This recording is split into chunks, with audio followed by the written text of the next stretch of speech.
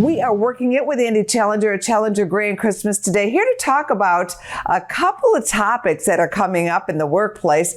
Good to have you here. First off, the city of Philadelphia is the first major city to bring back a mask mandate. What's happening at the corporate level? Yeah, based on the announcements of a few large U.S. corporations, it does seem like American business is moving into the endemic phase of COVID and the learning to live with it as an ongoing concern phase of COVID.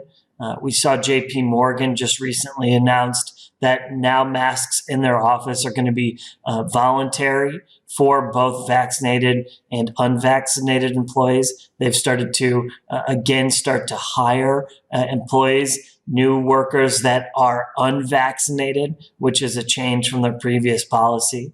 We also saw some changes coming from Boeing and United Airlines starting to allow unvaccinated workers back into the office. And we do think that's a sign that HR departments are signaling to their employee base that they're ready to move to the next phase. Changes are happening at the office since the pandemic, and people have been used to working remotely. What are you noticing? Yeah, we're seeing offices really drop some of the formality they had before COVID-19 with less strict dress codes, more allowance of people to do non-work activities in the office or during the workday. We're also starting to see more people feeling comfortable using profanity in their work lives. And in some ways that's good, but it's also could be a pitfall for workers that don't use it in the right moment. How can somebody avoid crossing the line with bad language?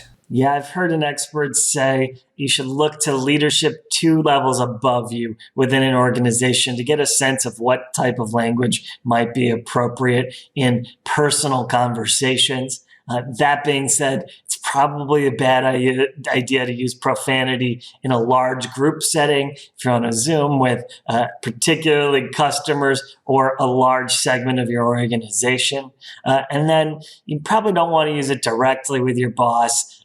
But it seems like more and more people feel comfortable using some profanity with their colleagues in small situations as a way to bond over frustrating situations. Well, that's a hot topic. I say just keep it clean. Thank you, Andy. Thanks for having me on, Angie. Go to businessfirstam.com for where to see our show on TV.